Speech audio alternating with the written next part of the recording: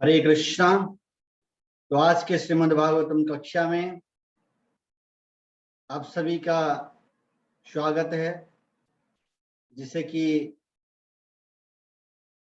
हम सभी जानते हैं कि ये जो श्रीमद् भागवतम का जो सत्र चलते आ रहा है, हम चतुर्थ स्कंद के 28वां अध्याय पर पहुंच चुके हैं।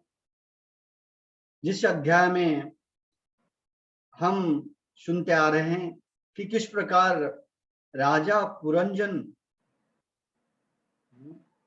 अगले जन्म में एक स्त्री के रूप में जन्म लेते हैं और किस प्रकार उनका दशा होती है, इसके बारे में इस अध्याय में चर्चा किया गया है।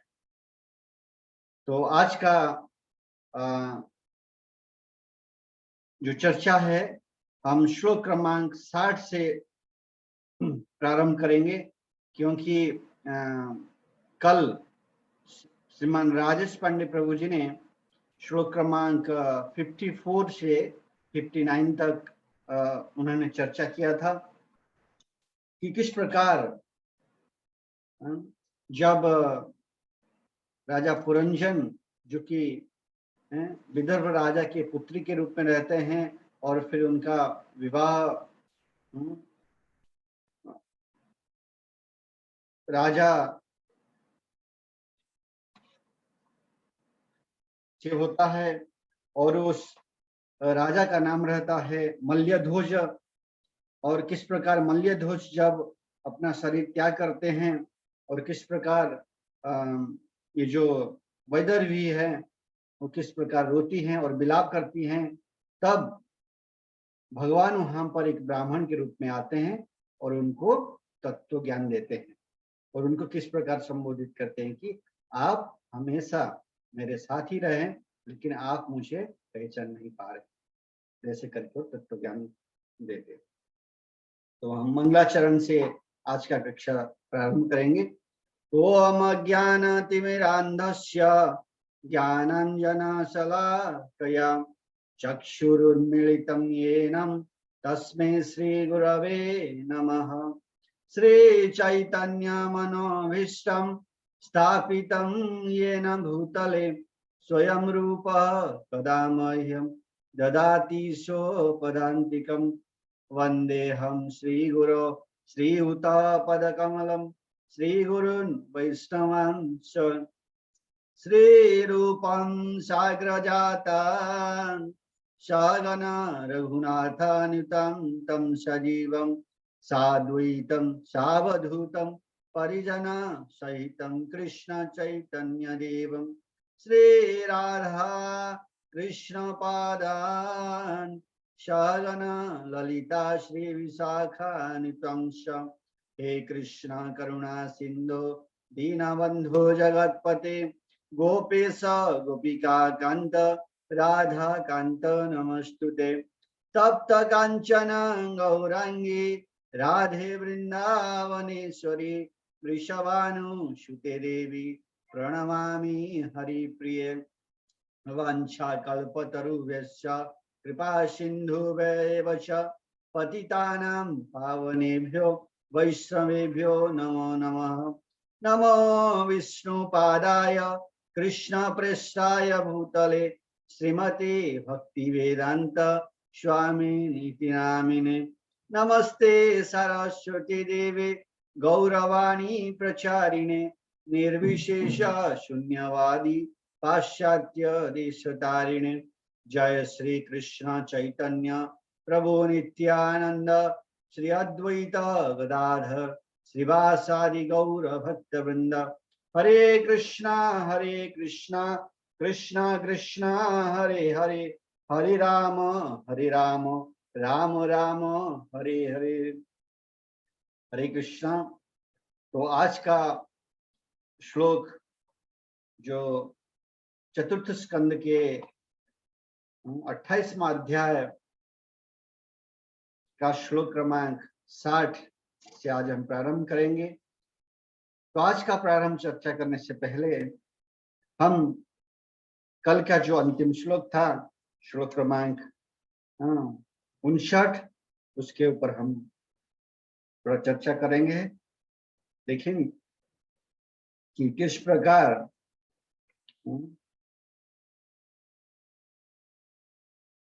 नारद मुनि ये कहानी प्राचीन महर्षि जो राजा हैं उनको बताते हैं। बताते बताते वो कहाँ पर पहुंचते हैं, जहां पर जंगल में राजा मल्लध्वज अपना शरीर को त्याग करते हैं। किस प्रकार त्याग कर रहे हैं उसका सविशेष वर्णन है। और उसके पश्चात किस प्रकार उनकी जो पत्नी है, जो वैदर्भी, जो पिछले जन्म में पुरंजन रहते हैं, तो इस जन्म में अपना पति का साथ निभाते हुए तो अंतिम में किस प्रकार शोक करते हैं जब मल्लध्वज अपना शरीर त्याग कर देते हैं। और जब ये क्रंदन करती हैं पूरे जंगल में अकेले होकर और जब विलाप करने लगती हैं, तो उस समय नारद मुनि बताते हैं कि एक ब्राह्मण देव का वहां पर आविर्भाव होता है।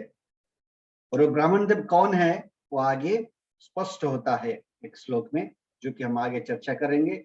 लेकिन अभी से हम मान के चलेंगे कि वो ब्राह्मण देव है जो कि उनको कुछ सांत्वना दे रहे हैं। और श्लोक क्रमांक 59 में हम देखते हैं कि वो किस प्रकार सखा करके संबोधित करते हैं वैदर्भी को कि आप मेरे सखा हो, आप मेरे बंधु हो करके संबोधित करते हैं। और उस श्लोक में क्या बताते हैं कि है मित्र, जब तुम भौतिक इच्छा रूपी स्त्री के साथ ऐसे शरीर में प्रवेश करते हो तो तुम इंद्रिय सुख में अत्यधिक लिप्त हो जाते हो, इसलिए तुम्हें अपना आध्यात्मिक जीवन भूल गया है। अपनी भौतिक अवधारणाओं के कारण तुम्हें नाना कष्ट उठाने पड़ रहे हैं। तो इस प्रकार श्लोक क्रमांक 59 में वो बताते हैं। तो श्लोक क्रमांक 60, न त्वं विदर्भदोहिता नायं वीरः श्रुः तव न पतिस्त्वं पुरंजन्या रुद्धो नवमुखे यया। न त्वं विदर्भदोहिता नायं वीरः श्रुः तव न पतिस्त्वं पुरंजन्या रुद्धो नवमुखे यया। Actually, you are not the daughter of Vidarbha, nor is this man Mallya-Dhwaja, your well-wishing husband, nor were you the actual husband of Puranjani. You were simply captivated in this body of 9 gates. तो यहाँ पर जो जैसे कि हम श्लोक क्रमांक 51 में हम देखते हैं, 52 में हम देखते हैं कि वो किस प्रकार लिखा गया, ब्राह्मण उवाच, यानी कि कोई ब्राह्मण वहां पर आए हैं और ये सब बोल रहे हैं, उनको सांत्वना दे रहे हैं कि आप actually you are not the daughter of Vidarbha, nor is this man means Mallya-Dhwaja, your well-wishing husband, nor were you the actual husband of Puranjani. अगर पिछले जन्म में आप राजा पुरंजन थे, यानी कि पुरंजनी जो रानी है उसका हस्बैंड थे, nor you are the actual husband of Puranjani. You were simply captivated in this body of 9 gates. जो 9 द्वार है इसमें आप बंदी के रूप में हैं, आप एक बंदी हैं इस नवद्वार में हैं। नवद्वार के बारे में इसमें प्रभुपाद अत्यंत सुंदर रूप से इस तात्पर्य में बताया। तो हम देखते हैं यहाँ पर नारद मुनि एक गुरु का जो भूमिका निभा रहे हैं और प्राचीन महर्षि अगर उनको ये कहानी बता रहे हैं।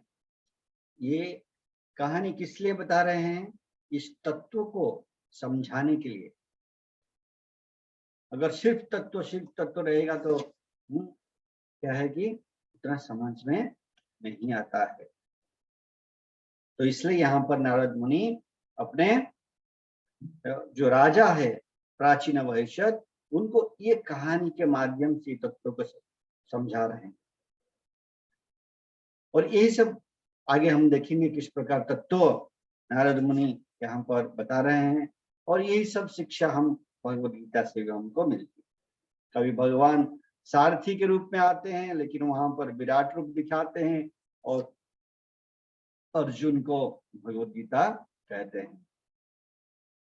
और यहाँ पर एक ब्राह्मण के रूप में आते हैं और उनको ये सब तत्व देते हैं। आप इस शरीर नहीं हो, आप आत्मा हो, मैं परमात्मा हूँ, और हमेशा मैं आपके साथ रहते आया हूँ।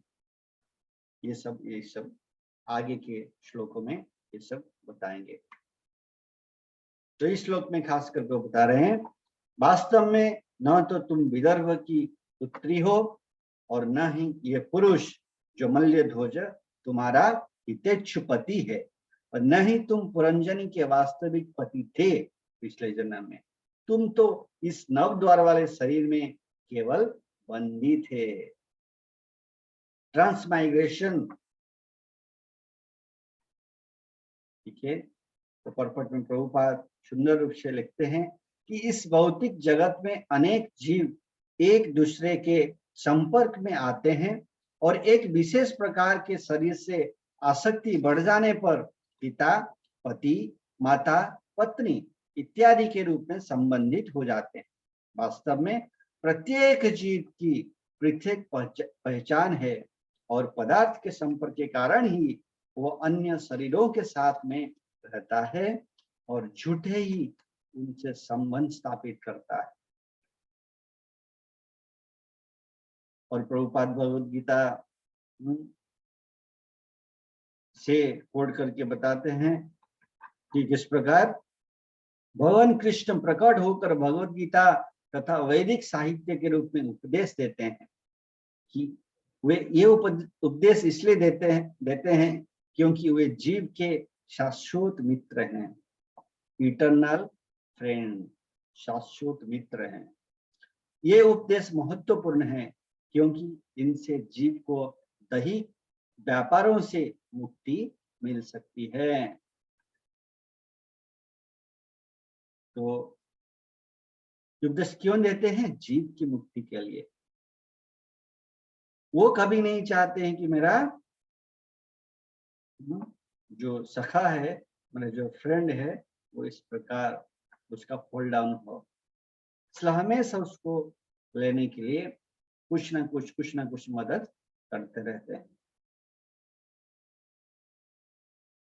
और प्रभुपाद आगे बताते हैं कि जब नदी का पानी नीचे की ओर बहता है तो उसमें किनारे के अनेक तिनके तथा शैवाल मिलते रहते हैं। वे नदी की धारा के साथ बहते रहते हैं, किंतु जब लहरें इन्हें इधर उधर उछाल देती हैं तो वे अलग हो जाते हैं और अन्यत्र जा लगते हैं। इसी प्रकार इस जगत में असंख्य जीव भौतिक प्रकृति की लहरों द्वारा लिए जाए जा रहे हैं। ये लहरें कभी उन्हें इकट्ठा कर देती हैं और वे एक दूसरे से मित्रता तथा परिवार, जाति या राष्ट्रीयता का दैहिक संबंध स्थापित कर लेते हैं। अन्य में वे प्रकृति की लहरों द्वारा एक दूसरे से विलग कर दिए जाते हैं।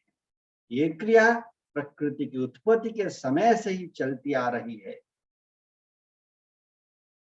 तो प्रभुपाद एक श्रील भक्ति विनोद ठाकुर जी के एक गीत का यहाँ पर उल्लेख करते हैं कि मीछे मायार वशे याछ भेसे खाछ हबु डुबु भाई जीव कृष्ण दास ए विश्वास कारले तो आर दुख नहीं।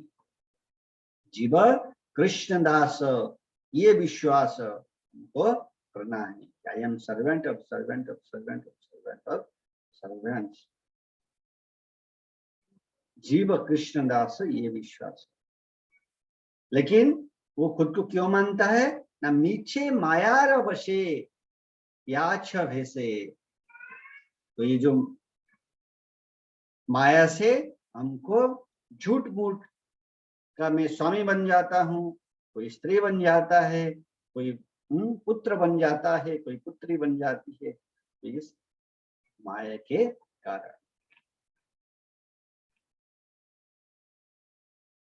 और जैसे कि हम हमेशा बताते हैं कि प्रभुपाद हर श्लोक में जो एक एक शब्द के ऊपर समझाते हैं अपने तात्पर्य में, तो इस तात्पर्य में प्रभुपाद समझाते हैं हमको। इस श्लोक में श्रुहुर यानी कि हितैषी तथा तव तुम्हारा शब्द अत्यंत महत्वपूर्ण है। एक शब्द सुहृद, वो कहां पर है? श्रुहु तव न त्वं विदर्भ दुहिता नायम वीरः श्रुहु तव, श्रुहु तव, श्रुहु तव हितैषी तव तुम्हारा। ये दोनों शब्द को प्रभुपाद यहाँ पर समझाते हैं कि किसी का तथाकथित पति, परिजन, पुत्र, पिता कोई भी वास्तव में हितैषी नहीं हो सकता है। एकमात्र हितैषी कौन है? वो स्वयं श्री कृष्ण है।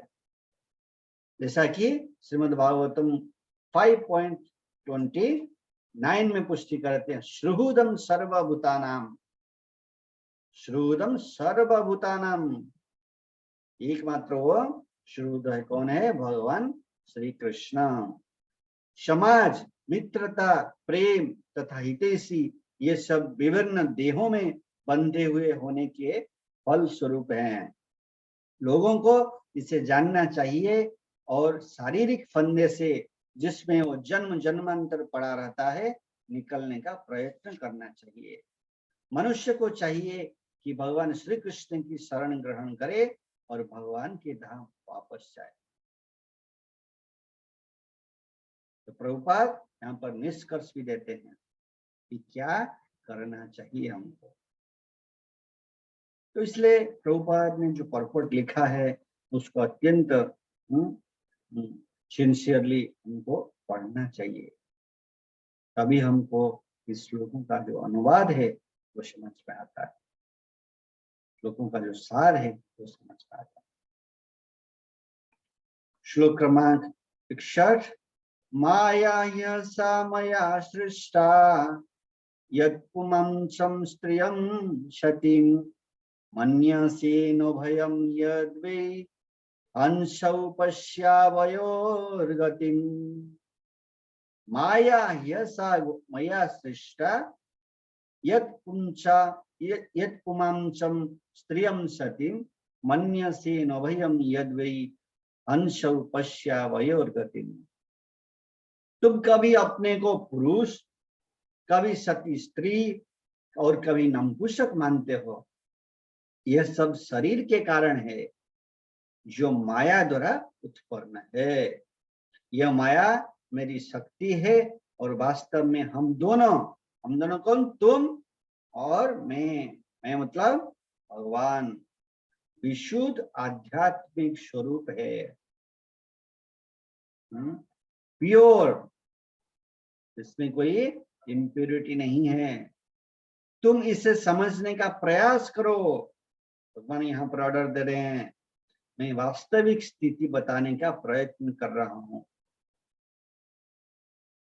बोले एक्चुअल पोजीशन आपका मैं बताने का प्रयास कर रहा हूं, तुम इसे समझने का प्रयास करो कि आप और मैं दोनों क्या है?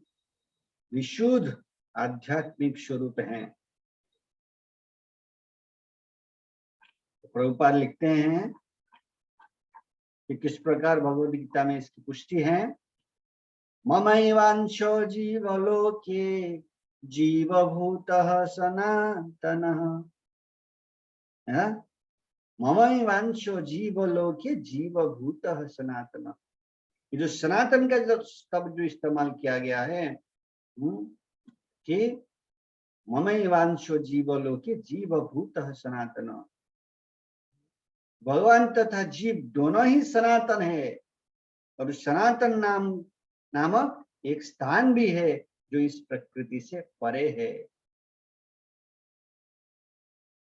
इसका कोई आदि नहीं, यानी कि अंत भी नहीं। जीव तथा ईश्वर का वास्तविक वासस्थान सनातन राज्य है, यह भौतिक जगत नहीं। यह भौतिक जगत अस्थिर है, भगवान की बहिरंग शक्ति है, और जीव इस भौतिक जगत में इसलिए आया क्योंकि वो भगवान के पद का अनुसरण करना चाहता था।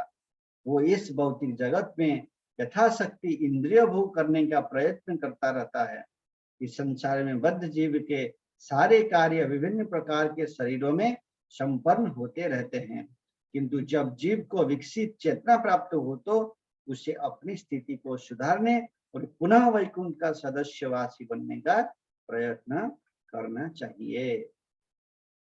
जिस विधि से वो भगवान के धाम वापस जा सकता है वो भक्ति योग है, जिसे कभी कभी सनातन धर्म कहते हैं। तो इसलिए हमको ये समझना चाहिए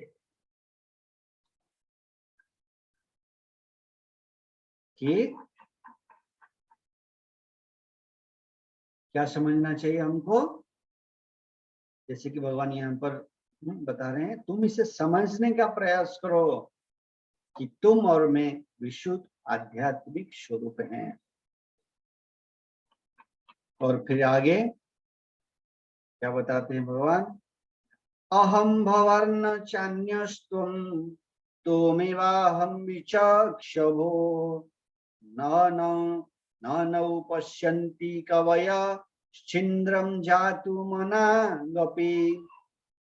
हे मित्र, मैं परमात्मा और तुम आत्मा होकर भी हम गुणों में भिन्न नहीं हैं, क्योंकि हम दोनों आध्यात्मिक है। वास्तव में हे मित्र, तुम मुझसे अपनी स्वाभाविक स्थिति में भी गुणात्मक रूप से भिन्न नहीं हो। तुम इस विषय पर तनिक विचार करो। सोचो, जो वास्तव में महान विद्वान है और जिन्हें ज्ञान है, वे तुम में तथा मुझ में कोई गुणात्मक अंतर नहीं पाते। कि क्लियर समझा रहे हैं। तात्पर्य में प्रभुपाद बताते हैं कि किस प्रकार माया अधीक्षक होते हैं और इस भौतिक जगत में, और जीवात्मा और परमात्मा, इनके बीच में किस प्रकार क्वालिटेटिव जो अगर देखा जाए तो दोनों एक ही जैसे हैं, लेकिन क्वांटिटेटिव पारिमाणिक रूप से जीव क्या होता है, अणु होता है, और भगवान क्या होते हैं, विभु होते हैं। तो खास करके इस श्लोक में ये बताया जा रहा है कि दोनों में क्या भेद नहीं है, क्वालिटी में कोई अंतर नहीं, गुणात्मक रूप में कोई अंतर नहीं। भगवान तथा जीव दोनों ही गुणात्मक रूप से एक हैं, इन दोनों में कोई तथ्यात्मक अंतर नहीं है। मायावादी चिंतक बारंबार माया से इसलिए पराजित होते रहते हैं क्योंकि वो सोचते हैं कि परमात्मा तथा आत्मा में कोई भेद नहीं है अथवा परमात्मा है ही नहीं। वे सोचने में ये भी भूल करते हैं कि प्रत्येक वस्तु परमात्मा है, किंतु जो कवयः अर्थात विद्वान है वे तथ्यों से परिचित होते हैं।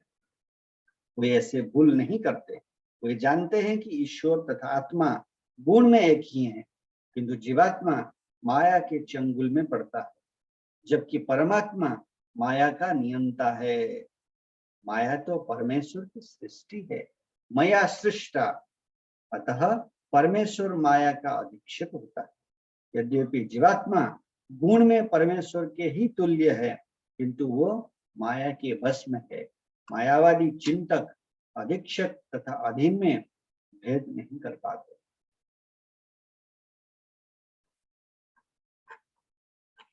श्लोक क्रमांक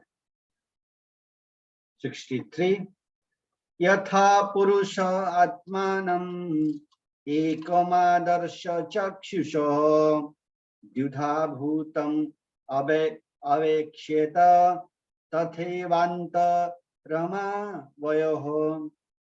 कि जिस प्रकार मनुष्य अपने शरीर के प्रतिबिंब को दर्पण में अपने से अभिन्न देखता है, जबकि दूसरे लोग वास्तव में दो शरीर देखते हैं, उसी प्रकार अपनी इस भौतिक अवस्था में जिसमें जीव प्रभावित होकर भी प्रभावित नहीं होता, ईश्वर तथा जीव में अंतर होता है। पिछले श्लोक में बताते हैं कि क्वालिटेटिव गुणात्मक रूप में कोई वर्णन नहीं है, और यहाँ पर किस प्रकार अंतर है वो बता रहे हैं। ये सब भगवद गीता के तत्व हम पहले समझ चुके हैं। श्रीमद् भागवत में भी हम देखते हैं किस प्रकार बहुत सारे जगह पर इसका चर्चा होता है, और इसको समझाते हुए श्रील प्रभुपाद काफी सुंदर परपट यहाँ पर लिखते हैं कि मायावादी चिंतक परमेश्वर तथा जीव के बीच कोई अंतर नहीं देख पाते, क्योंकि वे पदार्थ के प्रतिबिंब से प्रभावित रहते हैं। जब सूर्य घड़े के जल में प्रतिबिंबित होता है तो सूर्य को पता रहता है कि उसमें तथा जल में प्रतिबिंबित सूर्य में कोई अंतर नहीं, किंतु जो अज्ञानी है वह प्रत्येक घड़े में सूर्य के छोटे छोटे प्रतिबिंब पाते हैं। जहां तक दीप्ति का प्रश्न है, वो तो मूल सूर्य तथा प्रतिबिंब दोनों में ही रहती है, क्योंकि प्रतिबिंब छोटे होते हैं जबकि सूर्य अत्यंत विशाल, जैसा अभी हम चर्चा कर रहे थे अणु और विभु। तो वैष्णव चिंतक इस निष्कर्ष पर पहुंचते हैं कि जीव आदि भगवान के लघु प्रतिरूप है। एक सुंदर उदाहरण यहाँ पर देखते हैं। तो पिछले श्लोक में जैसे कि भगवान कहते हैं कि मेरे मित्र तुम और मैं अभिन्न हैं। ये जो अभिन्न है ये क्या है? गुणात्मक है। ये अभिन्न क्या है? गुणात्मक है। क्योंकि परमात्मा के लिए ये आवश्यक नहीं जान पड़ा कि वे याद दिलाते कि वे मात्रात्मक रूप में एक नहीं है। तो आगे प्रभुपाद बताते हैं कि परमात्मा अंतर्यामी कहलाता है और वो सर्वव्यापी है। जैसे कि हम 13.3 में देखते हैं कि क्षेत्रज्ञम चापी मां विद्धि सर्वक्षेत्रेषु भारत। हे भारत, तुम्हें यह पता होना चाहिए कि मैं समस्त शरीरों का ज्ञाता भी हूं। तो इसलिए चैतन्य महाप्रभु भी कहते हैं मायावादी भाष्य सुनिले होए सर्वनाश। यदि कोई मायावादी चिंतकों के उपदेशों का पालन करे और ये विश्वास करे कि भगवान तथा जीव एक है, तो वास्तविक दर्शन की दिशा में उसकी बुद्धि सदा के लिए भ्रष्ट समझो। इसलिए हमको उसमें क्या नहीं करना चाहिए। उनको भगवान ने जो कहा है खुद उन्होंने डिक्लेयर किया है, भगवद गीता भागवत ये सबको अथॉरिटी हमको मानना है। गुरु साधु शास्त्र, गुरु जो परंपरा में आया है, जो गुरु है, जो आचार्य गण है, उनकी बातों को मानना है, उनके टीका को हम अगर हम पढ़ेंगे तो ये सब हम अच्छी तरह से समझ पाएंगे। और एक यहाँ पर प्रभुपाद लिखते हैं कि जीवात्मा इन शक्तियों में से एक ही है, में ही एक है। एक प्रकार से शक्ति तथा शक्तिमान एक है, किंतु वे पृथक पृथक स्थित है। इसी प्रकार ब्रह्म संहिता में जिस सच्चिदानंद रूप की पुष्टि हुई है, ईश्वर परमः कृष्ण सच्चिदानंद विग्रह, वो जीवात्मा से उसकी बद्ध तथा मुक्त अवस्थाओं से केवल नास्तिक ही जीवात्मा तथा भगवान को सभी प्रकार से एक समझते हैं। परंतु हमको क्या समझना है? हम अणु है, भगवान विभु। परंतु गुणात्मक रूप से एक। श्लोक क्रमांक 64। एवं स मनसो हंसो हंसेन प्रतिबोधितः स्वस्थस्त स्वस्थ स्वस्थस्तद् व्यभिचारेण नष्टामाप पुनः स्मृतिम्। एवं च मानसो हंस हंसेन प्रतिबोधितः स्वस्थस्तद् व्यभिचारेण नष्टामाप पुनः स्मृतिम्। इस प्रकार दोनों हंस हृदय में एक साथ रहते हैं। जब एक हंस दूसरे को उपदेश देता है तो वो अपनी स्वाभाविक स्थिति में रहता है। इसका अर्थ है कि वो अपनी मूल कृष्ण चेतना को प्राप्त कर लेता है, जिसे उसने भौतिक आसक्ति के कारण खो दिया था।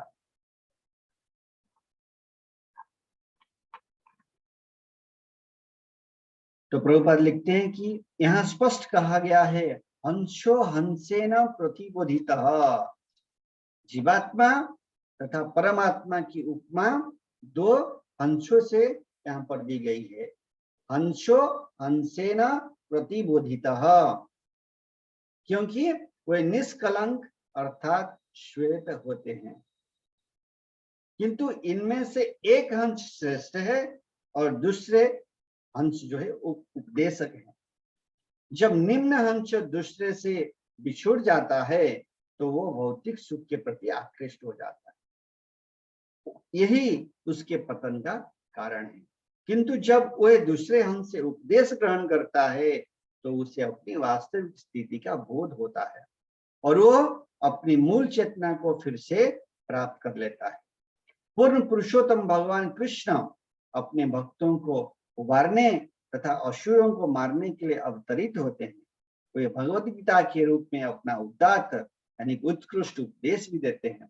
जीव को भगवान तथा गुरु की कृपा से अपनी स्थिति को समझना होता है। जैसे अभी हम चर्चा कर रहे थे, गुरु साधु शास्त्र।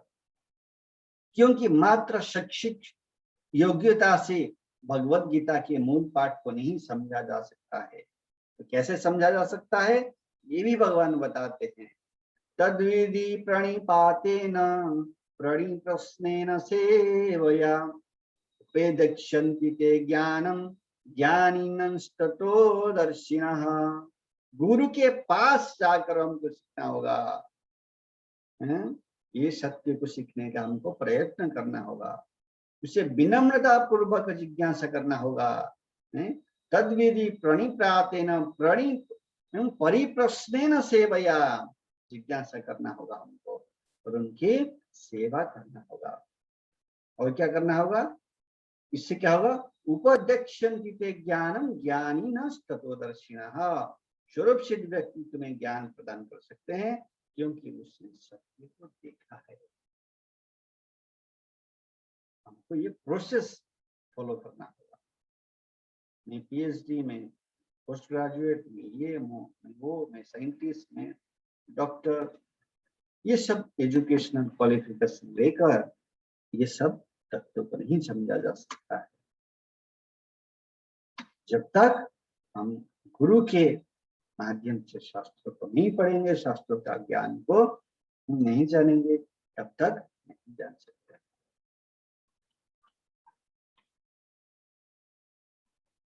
श्लोक क्रमांक 65। बहिर्स्मरणे तदध्यात्मं पारोक्षेण प्रदर्शितं यत् परोक्ष प्रियो देवो भगवान विश्वभावनः। हे राजा प्रचिन्न बहिर, समस्त कारणों के कारण भगवान परोक्ष रूप से समझे जाने के लिए सुविख्यात हैं। इस प्रकार मैंने तुमसे पुरंजन की कथा कही। वास्तव में यह आत्म साक्षात्कार के लिए उपदेश है। जैसे कि आज चर्चा प्रारंभ करने से हम बोल रहे थे कि भगवान किसी ना किसी प्रकार जीव को यहाँ से उठाने के लिए अपना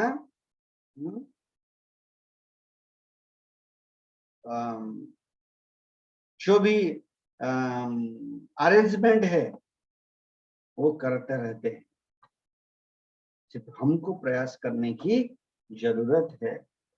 तो देखिए इस सुंदर कहानी के रूप से, जो कि इस अध्याय का जो शीर्षक है कि Puranjan becomes a woman in the next life, और इस कहानी के माध्यम से इस प्रकार अंतिम में तत्व ब्राह्मण देव एवं पर आते हैं। ब्राह्मण देव कौन है? वाणी। ये श्लोक क्रमांक 52 से किस प्रकार जो राजा पुरंजन उस जीवन में रहते हैं, एक स्त्री के रूप में उनको उपदेश देते हैं। 52 से लेके करीब 64 तक ये उपदेश देते हैं वहां पर, और 65 में इसको नारद मुनि बताते हैं कि माय डियर प्रचिन्न वही the supreme personality of Godhead, the cause of all causes is celebrated to be known indirectly, thus I have described the story of Puranjan to you. Actually it is an instruction for self realization. आत्म साक्षात्कार के लिए उपदेश है। तो इसलिए हमको इन उपदेशों को अपने जीवन में पालन करने के लिए हमको प्रयत्न करना चाहिए। इसलिए तो श्रीमद् भागवत, भगवत गीता, श्रीमद् भागवतम, इन श्लोकों का जो हम पढ़ते हैं, समझने का प्रयास करते हैं, हमको उसको ये सब सार जो इस शिक्षा हमको ग्रहण करना चाहिए और हमको भक्ति मार्ग में रहना है। तो यह अध्याय का यहाँ पर समाप्त होता है। तो आगे के जो अध्याय है चैप्टर 29, वो कल से फिर हम देखेंगे, जिसका शीर्षक है talks between Narad and king Prachinn, जो कि इस में इस राजा पुरंजन की कथा यहाँ पर समाप्त होता है। किस प्रकार तो आगे और क्या क्या संवाद होता है नारद मुनि और प्रचिन्न वही